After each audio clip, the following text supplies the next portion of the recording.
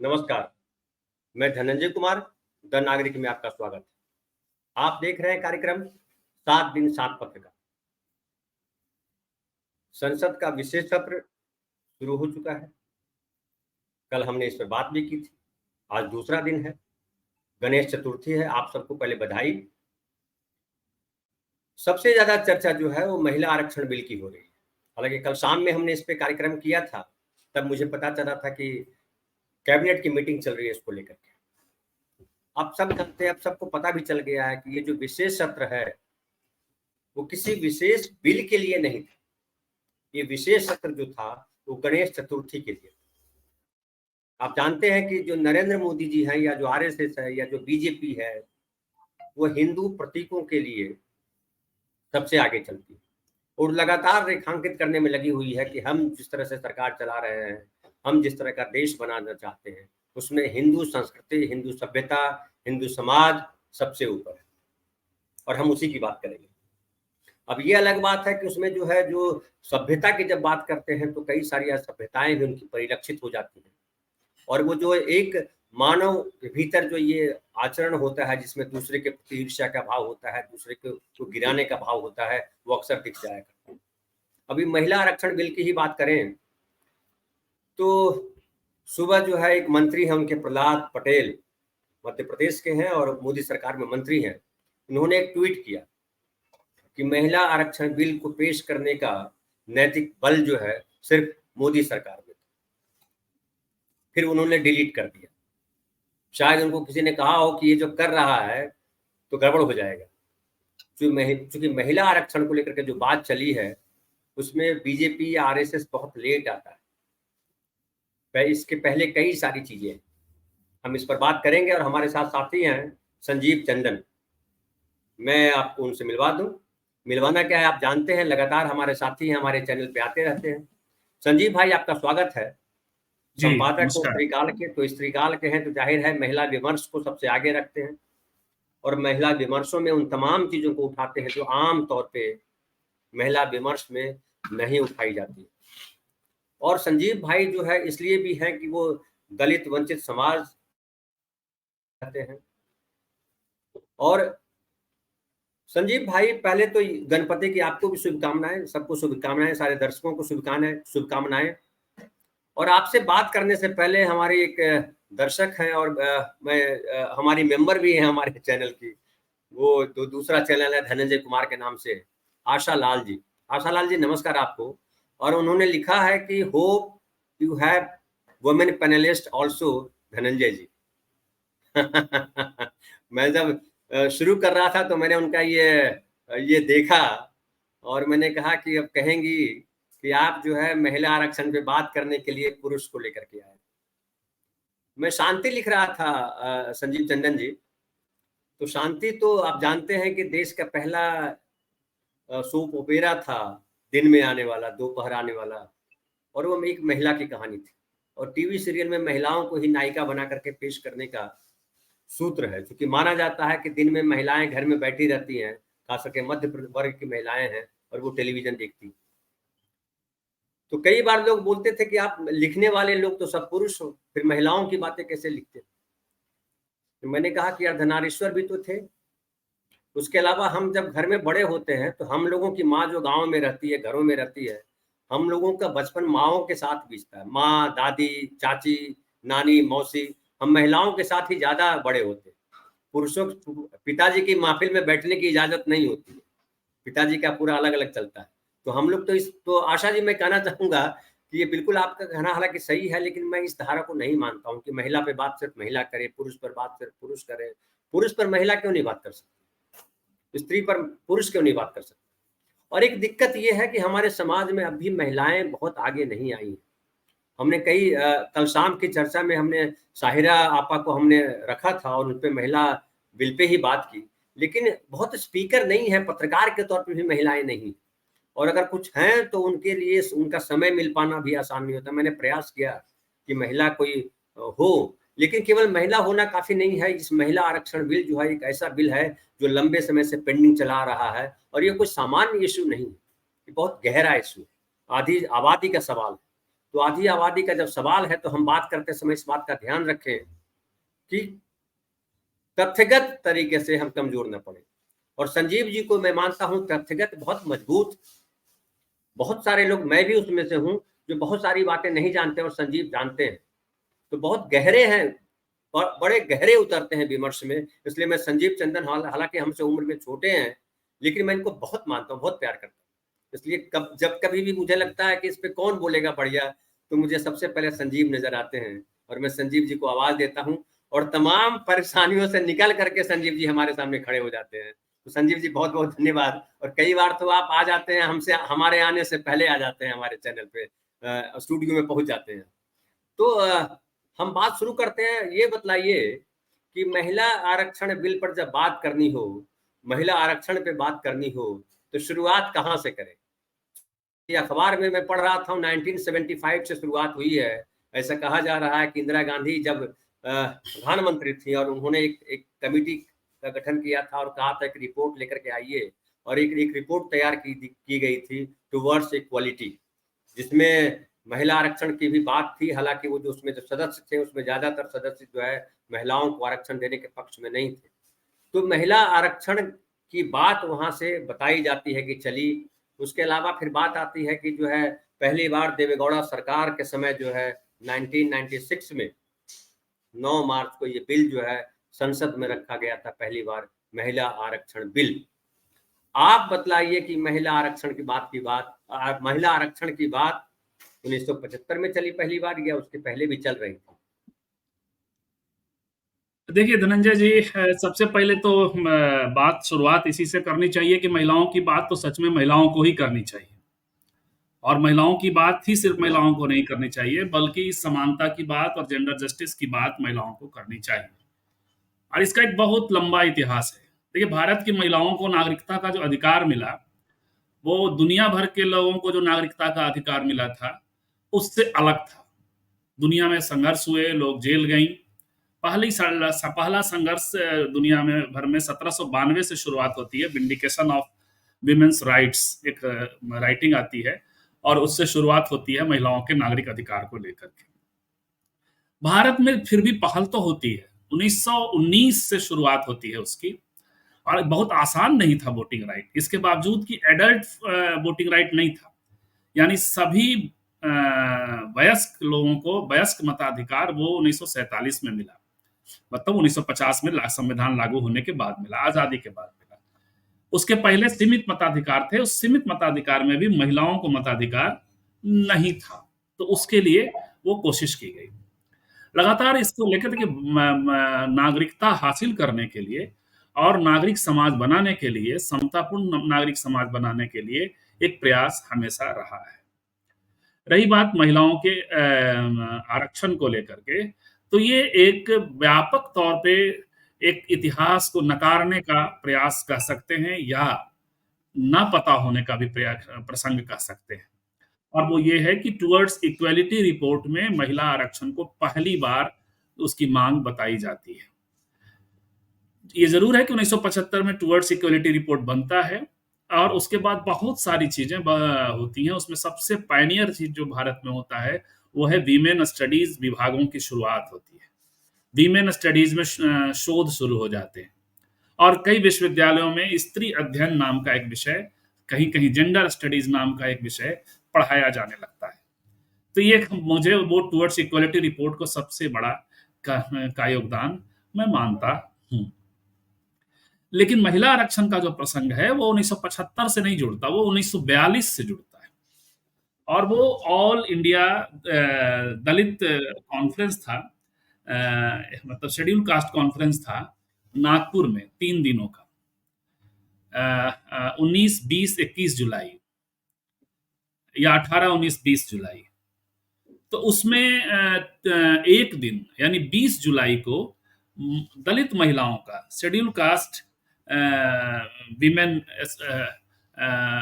Conference हुआ, और वहां कई प्रस्ताव पारित किए गए थे। वो प्रस्ताव था, जो 7वां नंबर प्रस्ताव था, उसको मैं पढ़ रहा हूं। देखिए, उसकी मांग, उस वहां महिला आरक्षण की मांग होती है, और हम सब स्त्री काल भी एक ऐसा मंच रहा है जो पिछले 10 सालों से कम एक्टिवली महिला आरक्षण की मांग कर रहा है। और इसी को रिकॉग्नाइज करते हुए, चूंकि ये 1942 की बात थी, तो 2017 में जवाहरलाल नेहरू यूनिवर्सिटी में स्त्री काल ने एक आयोजन किया कि महिला आरक्षण की मांग पहली बार उस समय हुई, और उसका 75वां वर्ष मनाया था। उसमें भारतीय जनता पार्टी के महिला प्रतिनिधि को भी बुलाया गया था, और लेफ्ट के लोगों को भी बुलाया गया था, ताकि इतिहास को थोड़ा करेक्ट कर लिया जाए। पिछले साल से हम लोग एक मुहिम चला रहे हैं, प्रधानमंत्री को भी चिट्ठी लिखा और कई दलों को लिखा, कई मांगे हैं, उसमें से एक मांग महिला आरक्षण है। और जो 2-3 प्रस्ताव थे, 7-8 प्रस्ताव 1942 में, उसमें से 2-3 प्रस्ताव अभी भी नहीं पूरे हुए हैं, तो उससे जुड़े हुए प्रस्ताव मांग करते हैं हम लोग। देखिए, 7वां नंबर प्रस्ताव है जिसमें कहा गया है, सरकार से निवेदन है कि जिस तरह से मध्यवर्ती और प्रांतीय विधानमंडल में, स्थानीय स्वराज संस्थाओं में स्त्री प्रतिनिधि ली जाती है, नॉमिनेट होती थी, चुन ली जाती थी, उसी तरह से अस्पृश्य मानी गई महिलाओं की सर्वांगीण उन्नति के लिए उनके प्रतिनिधि उक्त उल्लिखित सारे स्थानों पर आरक्षित स्थान के माध्यम से रखे जाने की व्यवस्था करें। ये मांग थी। तो वहां तो वो आप देख रहे हैं, स्पष्ट मांग है महिला आरक्षण की 1942 में। तो इसको हम सभी जो लोग जो इसकी हिस्टोग्राफी करते हैं, उनको कोशिश करनी चाहिए कि 1942 को जरूर रिकॉग्नाइज करें। जब 1942 को रिकॉग्नाइज करेंगे तो विमेन मूवमेंट का एक और विरोधाभास उसमें फिर सॉल्व हो जाता है, और वो ये है कि जो पॉलिटिकल मूवमेंट हुए हैं नागरिक अधिकारों के, उसको छोड़ करके सब कुछ विमेन मूवमेंट का एक हिस्सा 1975 पर जाकर केंद्रित हो जाता है। तो ये प्रसंग है। इसलिए धनंजय जी, 1942 को मानिए कि वहां से महिला रिजर्वेशन की मांग होती है। 1975 में 12 सिक्योरिटी रिपोर्ट में भी वो प्रसंग आता है, और पहली बार गीता मुखर्जी ने 1997 में, जब देवगौड़ा की सरकार थी, एच डी देवगौड़ा की सरकार थी, उस समय पेश किया था महिला आरक्षण बिल, उसका ड्राफ्ट बनाया था और उसी सरकार ने पेश किया। 97 में देवेगौड़ा थे या देवेगौड़ा था? हाँ, देवेगौड़ा था। हाँ, देवेगौड़ा की सरकार ने पहली बार उसको पेश किया था। तब शरद जी ने उसका काफी बड़ा विरोध किया था, और वो एक जुमला बड़ा हिट हुआ था, उसमें हिट हुआ था, मतलब विवाद हुआ था, जो हाँ, उन्होंने कहा था लेकिन उन्होंने वो सदन में नहीं बोला, हमारे समाज का भला नहीं सोच सकते। बिल्कुल, लेकिन वो उन्होंने सदन में नहीं बोला था, वो कहीं बाहर में बोला। उनका जी, मैंने उनके सदन के भाषण छापे हैं, और वो महिला आरक्षण वाला भी। देखिए, शरद जी स्त्रीवादी व्यक्ति थे, आप लोगों को चौंका सकता है, लेकिन वो महिलावादी थे, स्त्रीवादी थे, और उनसे महिलाओं का एक डेलीगेशन मिलने गया था, और उनका कहना था महिलाओं के उस डेलीगेशन को कि विमेन रिजर्वेशन बिल को रोकिए। वो महिलाएं थी दलित और ओबीसी महिलाएं। आपको बताऊं धनंजय जी, 2015 में NFIW, national federation of Indian women, जो सीपीआई से संबद्ध संगठन अलग है लेकिन उससे जुड़ा हुआ है, तो उसके दफ्तर में और NFIW के साथ मिलकर स्त्री काल का एक आयोजन हुआ था, इसी प्रसंग में, विमेन रिजर्वेशन के प्रसंग में, ऑल पार्टी। उसमें वो महिलाएं भी शामिल थी, रजनी तिलक, अनिता भारती आदि, जो शरद जी, रामविलास पासवान और तमाम लोगों से उस वक्त मिल रहे थे कि भाई ये महिला रिजर्वेशन को रोको। उनकी मांग ये थी कि बिना कोटा के भीतर कोटा, बिना ओबीसी महिलाओं को, SC ST महिलाओं को स्वतः मिलने की स्थिति थी, ऐसा एक था। अब देखिए ड्राफ्ट क्या आता है इस समय, लेकिन ये था कि ओबीसी महिलाओं को आप नहीं लाएंगे तो हमारी महिलाएं तो स्पेस पे है ही नहीं। तो इन सीटों पे वो बाहर की महिलाएं आकर के, जो अपर कास्ट महिलाएं हैं, वो आकर के, इलीट महिलाएं हैं, वो आकर के बैठ जाएंगी। ये जायज चिंता थी उनकी जी। अभी भी पब्लिक स्फीयर में ये जरूर था, उसका एक तर्क भी था, उसके खिलाफ भी एक तर्क था, वो ये था कि चूंकि संख्या ओबीसी की ज्यादा है, तो ये सवाल ही पैदा नहीं होता कि ओबीसी बाहुल्य क्षेत्रों से कोई ऊंची जाति का महिला ला करके बैठा दिया जाए। लेकिन ऐसा हुआ। हरियाणा में आप देखिए, जाट बाहुल क्षेत्र में खट्टर साहब मुख्यमंत्री हैं, बीजेपी ने प्रयोग किया। झारखंड में देखिए कि आप जो है आदिवासी बाहुल, उसमें उन्होंने जो मुख्यमंत्री पिछला दिया था हेमंत सोरेन के पहले, रघुबर दास, आदिवासी नहीं थे। तो ये डर जायज था, और आपको जानकर आश्चर्य होगा कि ये डर उमा भारती को भी था। नहीं, कांग्रेस और इसमें इसमें भारतीय इसमें जनता इसमें पार्टी। अगर और थोड़ा-सा पीछे करूँगा, चलिए पहले आप कंटिन्यू कर ये लीजिए, मैं फिर मैं एक वाक्य में बोल बिल्कुल। दूं, उमा भारती वाला लोगों को चौंका सकता है, लेकिन हुँ, धनंजय जी वो सदन में भी उन्होंने बोला, और बीजेपी कांग्रेस साथ थी इस बिल के, लेकिन उमा भारती खिलाफ थी, और वो उसी लाइन पे खिलाफ थी जिस लाइन पे शरद यादव बोल रहे थे। तो शरद यादव के एक वाक्य और कह दूं कि शरद यादव के भाषण देखिए महिलाओं को लेकर के, अद्भुत भाषण है, और वो पूरी तरह स्त्रीवादी भाषण है। कहने में भाषा के स्तर पे परकटी वगैरह का दिया, वो ऐसा परकटी कहने का उनका कोई ऐसा संदर्भ नहीं था, बच सकते थे इस शब्द से, लेकिन उनका जो कुल विचार था वो ये था कि महिला रिजर्वेशन बिल पारित हो, लेकिन विथ कोटा पारित हो, जो उस समय एससी एसटी ओबीसी धारा का स्टैंड था। धनंजय जी। जी, जी। नहीं, और एक अभी एक पहले पढ़ लेता हूँ, आशालाल जी का फिर एक आया है मैसेज जो हमने बात की थी। आशालाल बेसिकली प्रोफ़ेसर है, मेरे संपर्क में नहीं है, कॉन्टैक्ट मेरा नहीं है उनसे, लेकिन इस पे कभी बात हो जाती है। एग्री उन्होंने जवाब दिया, agree with you Dhananjay ji that mean out to speak for liberalisation of women, that would be an ideal situation, but pragmatically it is a utilisation नहीं, कुछ और है, यूटिलिटेरियन, हाँ, utilitarian concept. Right now women need to speak and should be heard. बिल्कुल सही कह रही हैं कि महिलाओं को बोलना चाहिए और उन्हें सुना भी जी, जाना मैंने चाहिए। शुरू में ही कहा, मैंने शुरू में जी, ही अपने को आपसे डिफर किया था, आपसे डिफर जी, किया था, आशा जी के साथ जोड़ा था खुद को जी। बिल्कुल, बिल्कुल। और हम दोपहर के कार्यक्रम में हमारे साथ महिलाएं आएंगी भी, हम कोशिश कर रहे हैं, लेकिन उसमें भी कुछ पुरुष रहेंगे, क्योंकि और चीज़ें महिलाओं के साथ नहीं, ये हो जाता है कि महिलाएं उतनी उपलब्ध नहीं हो पाती हैं, समय मैच नहीं करता है। और रात में इसलिए हमने साहिरा जी को रखा था, इसलिए कि रात में महिला आरक्षण पे वो, और प्लस वो मुस्लिम हैं तो और मजबूती से चीज़ों को रख सकती हैं, क्योंकि वो फेस करती हैं। खैर, तो हम उस पे बात करेंगे, और बिल्कुल। हमारा कोई ये नहीं है आधार कि हम जो है खाना पूर्ति कर दें, बल्कि हम चाहते हैं कि गंभीरता से इस पर काम हो, बात हो, और हम इसको लेकर के आगे बढ़ें। एक बात आती है कि जो है वो चाहे एक ये भी देखा गया, आप याद कीजिए 60s के लास्ट लेट 60s में हमारे बिहार में भी, अपने बिहार में भी बाबू जगदेव बाबू ने बड़ी प्रमुखता से इन बातों को रखा था। और जगदेव बाबू ने कहा था कि 100 में 90 शोषित है, 90 भाग हमारा है, और उसमें उन्होंने गोरे गोरे स्त्रियों को भी शामिल। गोरे गोरे हथ गोरे गोरे हथवा से रोपनी कराए हो रामा। हाँ, वो भी आता था, लेकिन खैर वो अलग संदर्भ में था, लेकिन मैं दूसरे संदर्भ में बात करना चाह रहा हूँ। वो संदर्भ अलग हो जाता है, मैं उसके साथ बहुत नहीं रहता हूँ, लेकिन मैं दूसरे संदर्भ में आऊँ कि उन्होंने कहा था कि जो सवर्ण स्त्रियां भी उतनी ही शोषित हैं जितनी दूसरी स्त्रियां शोषित हैं, मतलब वो भी शोषित हैं। लेकिन उन्होंने ये इस बात पे झगड़ा कर लिया था और सरकार से अलग हो गए थे, बाद में सरकार गिर गई, मंत्री कुछ ही महीने रहे ये, कि उन्होंने कहा कि जो आज जब महिलाओं की बात करते हैं हम, तो आप फिर वही जो सवर्ण नेता है, उनकी पत्नी, उनकी बहन, उनकी बेटी आ जाती है उस सीट पर। किसी जो महिला, जो वंचित महिला है, जो वंचित समाज है, वंचित समाज मतलब स्त्री समाज जो है, उसका सही रिप्रेजेंटेशन नहीं होता है। वो फिर नहीं हो। उसके माध्यम से पुरुष ही शासन करता है।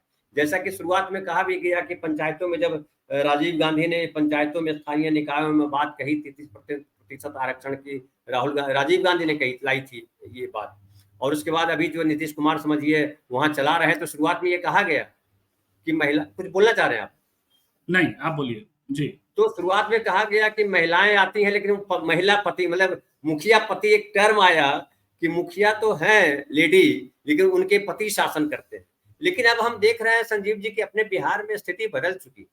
अब महिला है रिप्रेजेंटेटिव, तो महिला है, वो लड़ती है, और वो हर जगह लड़ रही है, वो दिखाई पड़ रहा है समाज में। तो शुरुआत में भले ऐसा हुआ, लेकिन ये हुआ।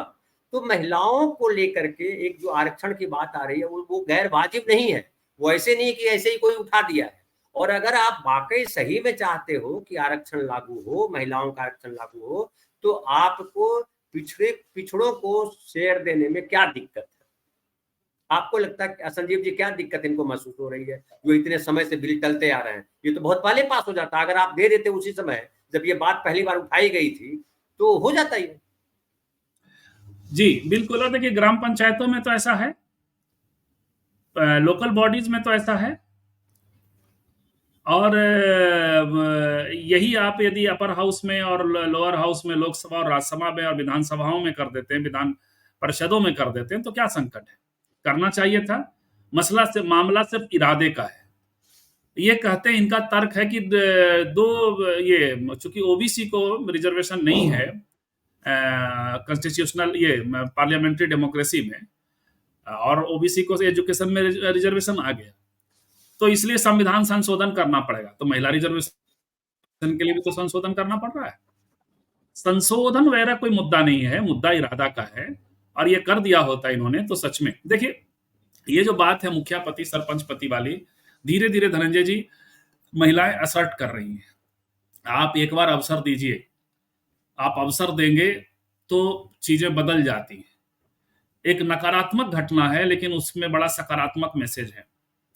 शायद 2015 की घटना थी कि एक पति ने पत्नी को गोली मार दिया। इसलिए मार दिया कि पत्नी जो है उसके अनुकूल वोट करने नहीं जा रही थी। घटना बहुत ही नकारात्मक है, बहुत ही निंदनीय है, लेकिन मैसेज कितना सकारात्मक है। महिला वोटिंग राइट को असर्ट कर रही है। बिहार, और कहाँ की घटना? ये बिहार की घटना है। ये वही बिहार है जहां पूरे देश में, त्रावणकोर में, मद्रास में, और फिर धीरे धीरे अलग अलग बॉम्बे प्रेसिडेंसी वगैरह में महिलाओं को वोटिंग राइट मिल गए। मैंने कहा कि वोटिंग राइट के लिए संघर्ष बड़ा करना पड़ा, वैसा नहीं जैसा दुनिया भर में हुआ। लेकिन बिहार अंतिम राज्य बना, और 2 बार बिहार में जो वोटिंग राइट है उसका प्रस्ताव गिर गया धनंजय जी। तीसरी बार में 1929 में जाकर के बिहार में वोटिंग राइट मिला। तो वोटिंग राइट का स्वाद महिलाएं कर चुकी हैं। जब वोटिंग राइट मिलता है तो आपको चुनाव लड़ने का भी अधिकार मिलता है, तो इसलिए चुनाव लड़ने का भी अधिकार साथ साथ हासिल किया उन्होंने। इसलिए मुझे लगता है कि मुखिया पति और सरपंच पति अब गए दिन की बात, बहुत दिन नहीं है जब वो गए दिन की बात हो जाएगी। धनंजय जी, आप अनम्यूट करिए खुद को। हमारे यहाँ पटाखे फूट रहे हैं, क्योंकि गणपति जी आने वाले हैं। हमारी बिल्डिंग में भी आएंगे तो पता नहीं कब ढोल बाजा बजने लगेगा, मालूम नहीं। तो एक और साथी है महेश गुप्ता जी, वो कह रहे हैं कि पुरुष कभी स्त्री की तरह नहीं सोच सकते। स्त्रियों की कमोबेश स्थिति हर समाज में लगभग एक जैसी है, लेकिन क्योंकि पुरुष हर क्षेत्र में हावी है, इसलिए महिलाओं को आगे लाना भी उसकी जिम्मेदारी है। देखिए, मैं इस बात से बहुत सहमत नहीं होता हूँ महेश जी, कि पुरुष स्त्री की तरह का मतलब क्या होता है? स्त्री के भीतर भी भावनाएं हैं। अब उसकी समस्याओं पे, उसकी जो समस्या, अब ये एक और सच्चाई जान लीजिए कि बहुत सारे डॉक्टर अभी भी फीमेल जो स्त्री विशेषज्ञ हैं वो पुरुष ही हैं, और उसकी अलग वजह है, मैं यहाँ चर्चा नहीं करूंगा अभी उसकी। लेकिन ऐसा मैं नहीं मानता हूँ कि जैसा मैं चर्चा से पहले मैं संजीव जी से बता रहा था, जो पहला डेली सोप लिखा गया शांति, जो महिलाओं में बड़ा लोकप्रिय था, उसके लिखने वाले सब पुरुष लड़के थे, लोग थे। मैं भी उसमें से एक राइटर था। लेकिन हम लोगों ने लगातार उन सवालों को जिया, जैसा मैंने पहले कहा कि माँ के साथ, मेरी नानी के साथ, मेरी बहन के साथ, मेरे और घर की जो महिला है उसके साथ हमारा बचपन, हम जो पल रहे हैं। इसलिए हमारे समाज में एक जो लाइन कही जाती है, नागरिक शास्त्र में पढ़ाई जाती है, कि जब एक स्त्री पढ़ती है तो पूरा परिवार पढ़ जाता है, वो इसीलिए कहा गया है, क्योंकि स्त्री के पढ़ने का मतलब ये होता है कि स्त्री बच्चों को पालती है, तो उसके अंदर वो विवेक भर देगी, जो विवेक चाहिए समाज को। इसमें एक जो है बड़ा अच्छा उदाहरण मैं और आपको दे दूं, जो इस विचार से शायद जो है समर्थित नहीं है, कि लहेरू हितेश कह रहे हैं कि मणिपुर में महिला को निर्वस्त्र घुमाया गया, तब क्या वो महिला नहीं थी? उस पर तो महिला राष्ट्रपति और सरकार चुप थी। ये हालांकि राजनीतिक हो जाता है, लेकिन ये सवाल मैं आपसे भी करता हूं संजीव जी। जब अक्सर बात करते हैं कि महिला पे महिलाएं ज्यादा बेहतर बोलती हैं, तो सबसे फायर ब्रांड मानी जाती है वो, क्या नाम है उनका, स्मृति ईरानी। स्मृति ईरानी ने क्या बोला? उस पूरे संसद में जो अविश्वास प्रस्ताव लाया गया था, उसको किस तरफ मोड़ दिया? उसको मोड़ दिया फ्लाइंग किस की तरफ, और बड़ा फूहड़ मोड़ दिया उन्होंने। तो इतनी फूहड़ता तो जो है पुरुष भी नहीं करता है, जितनी फूहड़ता स्मृति ईरानी ने की थी। तो संजीव जी, आप क्या मानते हैं कि क्या केवल जो है महिला उपस्थिति से, या कहिए कि महिला रिप्रेजेंटेशन से, महिलाओं के जो सवाल है वो सॉल्व हो जाएंगे? देखिए, महिलाओं के रिप्रेजेंटेशन से महिलाओं के सवाल तो निश्चित तौर पे अलग तरीके से उठने लगेंगे, और सॉल्व होने की उम्मीदें भी बढ़ेंगी और प्रक्रिया भी बढ़ेगी। महिला सिर्फ महिला नहीं होती, महिला की जाति होती है, महिला का धर्म होता है, महिला का विवेक होता है, महिला किसी भी अस्तित्व की एक आइडेंटिटी नहीं होती है, कई आइडेंटिटीज। भारत तो मल्टीपल आइडेंटिटीज की जगह है, तो सब कुछ होगा, प्रोग्रेसिवनेस होगा, नॉन प्रोग्रेसिवनेस होगा। अब देखिए, महिला अधिकारों के दो वोकल प्रवक्ताओं को, जो कि संविधान सभा की सदस्य थी, और उनको, और वो धार्मिक, एब्सोल्यूट धार्मिक प्रैक्टिस के पक्ष में नहीं थी, वहां तक, यहां तक कि उनका विजन कितना काम कर रहा था कि वो धार्मिक जुलूस उलूस निकलवाने के अधिकार को रोक देना चाहती थी।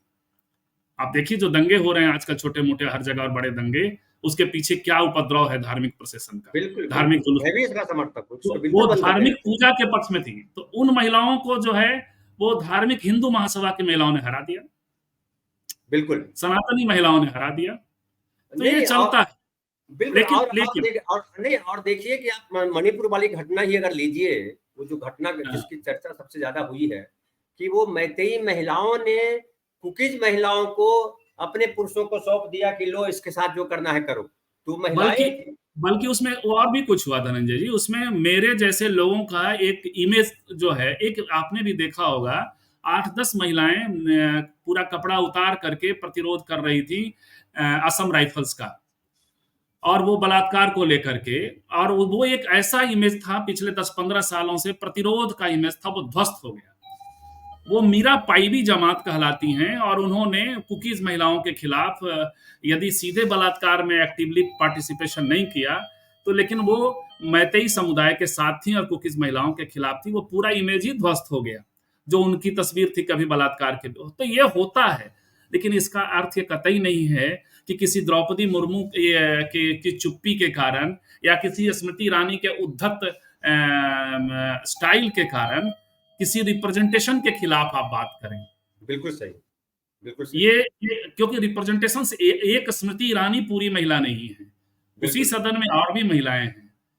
मैंने कहा है कि संविधान सभा की महिलाओं को यदि हरा दिया हिंदू महासभा की महिला ने, तो वो ही महिला हिंदू महासभा की महिला ही नहीं है, संविधान सभा की भी महिलाएं थी। जैसे पुरुष होते हैं, जैसे बिल्कुल नरेंद्र मोदी भी है, राहुल गांधी भी हैं, जवाहरलाल नेहरू भी थे, और श्यामा प्रसाद मुखर्जी भी थे। तो राजनीति में कई तरह के प्रैक्टिसेज होते हैं, कई तरह के लोग होते हैं। आप एक दो उदाहरणों के आधार पे किसी को ये नहीं कह सकते। जैसे आप ज्ञानी जैल सिंह के, जो अल्पसंख्यक समुदाय से आते हैं, उनके राष्ट्रपति होने को इस आधार पर चिन्हित नहीं कर सकते कि उन्होंने सिख दंगों पर कुछ नहीं बोला। करेक्ट। नहीं बोला, नहीं बोला, बोलना चाहिए था, बिल्कुल बोलना चाहिए था, लेकिन इसका अर्थ ये कतई नहीं कि सिखों को राष्ट्रपति नहीं होना चाहिए। या गुजरात दंगे पे एपीजे कलाम चुप रहे, तो इसका अर्थ कतई नहीं है कि मुसलमानों को नहीं होना चाहिए। तो ये प्रसंग जी। बिल्कुल। अच्छा, अब राजनीतिक हो जाते हैं थोड़ा सा, कि हम राजनीतिक डिबेट ही करते हैं, और ये हम मानते भी हैं कि राजनीति में वो ताकत है कि वो सुधार को बड़ी तेजी से लागू कर सकती है, अगर चाह ले तो क्या मोदी सरकार वाकई ये बिल जो लेकर के आ रही है, वो महिलाओं को के हित को सोच करके ला रही है, ऐसा आपको लगता है? देखिए, स्पेकुलेशन क्या करिएगा जब बिल सामने आ जाए, क्योंकि ये तो शरारतें करते हैं, इसमें क्या किया है इन्होंने वो देखना होगा। लेकिन लेकर जब आते हैं तो स्वागत तो किया जाना चाहिए कि एक बड़ा काम हो रहा है ये। नहीं, और स्वागत अपनी जगह है, इनका, लेकिन क्या संजीव जी, क्या है कि जब आप बिल लेकर के आए हैं, बिल की कहीं चर्चा नहीं थी, सोनिया मैं गांधी ने इस उसी बात को। बात को धनंजय जी, जी। मैं पहला व्यक्ति होऊंगा जो इस बिल के पास होने पर जश्न मनाऊंगा। बिल्कुल और मैं अंतिम व्यक्ति हूं जो विश्वास करूंगा कि अंततः बिल पास हो गया, क्योंकि मैं अभी भी आश्वस्त हूं कि ये बिल पास नहीं होगा, बिल पेश भी शायद ना हो। जी। नहीं, मैं ये कह रहा हूं कि जिस तरह से श्रेय लूटने की होड़ मची है, और मैं मानता हूं कि इसमें जो कांग्रेस ने एक रूट लिया कि मुझे जातीय जनगणना के मैं साथ हूं कि सामाजिक न्याय हो, इन तमाम मसलों से एक दबाव में तो है ये पार्टी बीजेपी। और अब जो लग रहा है उसको कि हम घिर रहे हैं, क्योंकि सामाजिक न्याय पे भागवत को ही बोलना पड़ा, और ऐसी बात उन्होंने बोली जो आज तक आरएसएस वाले कभी स्वीकार नहीं किए। आरएसएस वाले लगातार कहते थे कि हमारे समाज में जो हिंदू धर्म में जो जातीय व्यवस्था है वो अंग्रेजों की वजह से, मुसलमानों की वजह से, पता नहीं किस किस की वजह से आ गई, और ये जो है, लेकिन पहली बार उन्होंने एक्सेप्ट किया कि हमने जो है सताया इतने हजार साल, तो गैर बराबरी की बात उन्होंने स्वीकार की कि गैर बराबरी जो है हमारी वजह से थी। आप जो है इसको अगर ये देख रहे हैं, क्या इस पे ये देख रहे हैं कि अब इस पर लग रहा है इन लोगों को कि अगर हम ओबीसी को साथ नहीं लेंगे या आरक्षण की बात नहीं करेंगे या इन हितों की बात नहीं करेंगे तो हमारा राजनैतिक तौर पे सफाया हो जाएगा, ये डर है उनमें, इसलिए बिल लेकर के आ रहे हैं। क्या कहेंगे? देखिए, इस बिल के प्रसंग में यदि बिल के भीतर ओबीसी का कोटा भी साथ में यदि होता है तो ये मान कर चलिए कि ये प्रसंग साथ में है कि ओबीसी का एक दबाव इनके ऊपर है, और राजनीति बिना दबाव के होती भी नहीं है धनंजय जी। महिला रिजर्वेशन बिल के लिए भी लंबे दौर से नागरिक दबाव है और जमीन से दबाव की भी जरूरत थी, लेकिन नीचे चूंकि पॉलिटिकल चेहरे बदल गए, जैसे बिहार में आज 80 से 85% जो है SC ST OBC और माइनॉरिटी तथा महिलाओं का रिप्रेजेंटेशन है लोकल बॉडीज में। तो ये दबाव तो काम करता है, ये दबाव भारतीय जनता पार्टी पे काम कर रहा है, इसमें कोई दो मत नहीं। यदि ये लेकर आते हैं इस बिल में कोटा विदिन कोटा, तो नहीं लेकर आते हैं तो इनका इरादा आज भी वही है। रही बात सोनिया गांधी की, देखिए कांग्रेस के श्रेय लेने का, तो थोड़ा सा श्रेय तो हम सबको देना चाहिए, क्योंकि प्रधानमंत्री मोदी थोड़ा लेट आए हैं।